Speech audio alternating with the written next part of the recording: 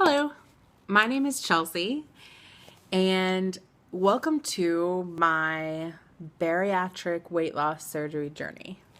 Um, at the beginning of this process, I found it very difficult to get good information on people that have gone through the process before. There are some really awesome online forums out there. Don't get me wrong. People go on there and talk about, how they got through this hurdle and that hurdle and what to expect, things like that. There were a couple of problems with those. One, reading through all these forums, it's kind of tedious and time consuming. But also, there are not a lot of females that post on these online forums that started at a weight that I am at currently. And I really was really hoping to find some inside information on women much, much larger than other overweight women that went through this procedure. That sounds so dumb. But so I decided to start filming. I'm planning on doing once a week. I might end up doing more. I don't know. But as of right now, I'm probably going to do once a week. Film videos about the process, and kind of what I go through mentally, physically, emotionally. Hopefully to shed some light for those of you out there who have thought about doing this, but, are scared, not really sure what to expect, that kind of thing. For me, getting as much information as possible on something that I've never experienced before is kind of like how I roll. So hopefully for people that are kind of like me, this will help you with that. This is going to be like a full disclosure kind of journey.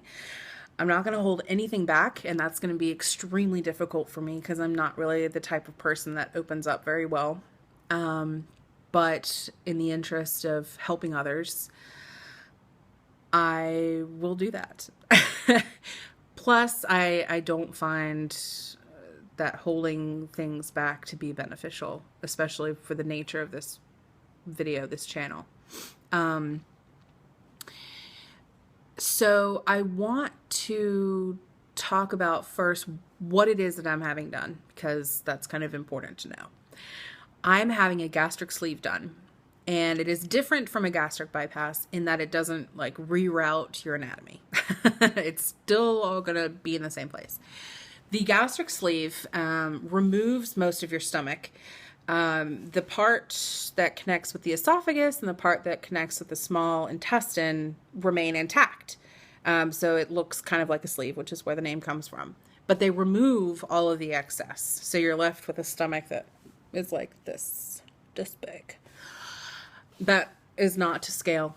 Don't quote me on that. So yes, that is the procedure that I'm having done. It is done laparoscopically. Only in serious cases do they have to actually open you up. So that helps with, recovery time and everything. So that's what I'm having done.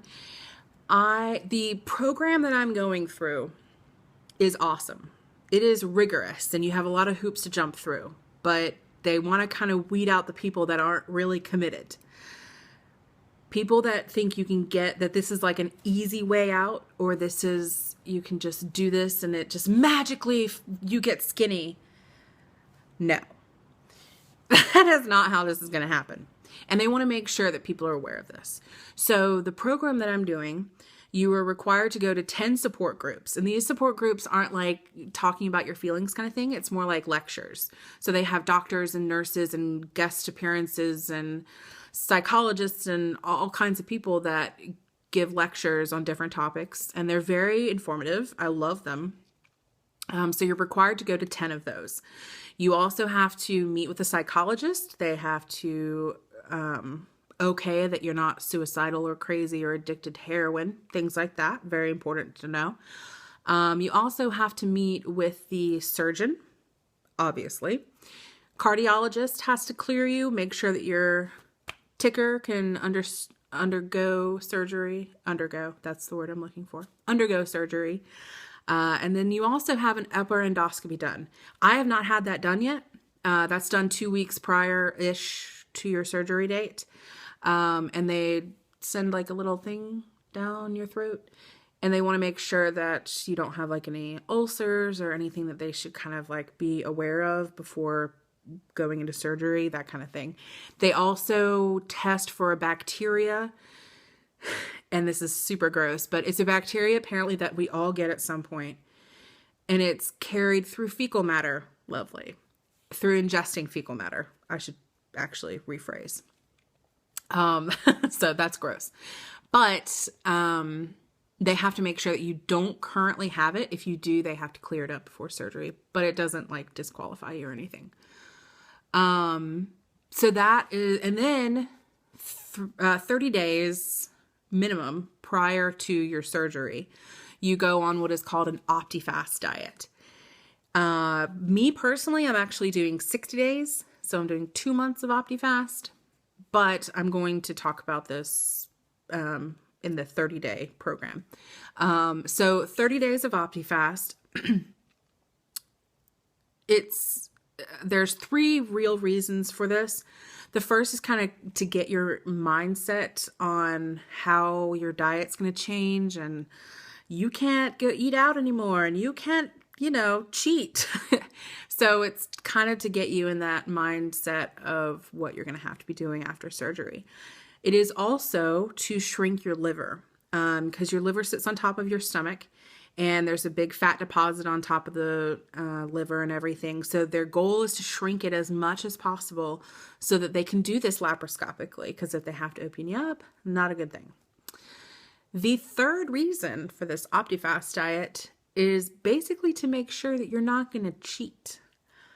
Because if you have this surgery done and then you go down to McDonald's and even though you can't eat a full burger, you have a couple bites of a burger, that ain't gonna work. It ain't gonna fly. So they have to make sure that you are required actually to lose 8% of your excess body weight. So not of your total body weight, but of the excess weight that you have to lose, you need to lose 8% of it during those 30 days on the OptiFast. Now for me, because I'm doing 60 days, it's a little different. I'm still shooting for 8% for this first 30 days, but it's not, it's not like I have to do 16%. It's not double, obviously, but they're monitoring it and all kinds of mathematical stuff. So that's actually why I decided to start feeling, I can't talk. That is why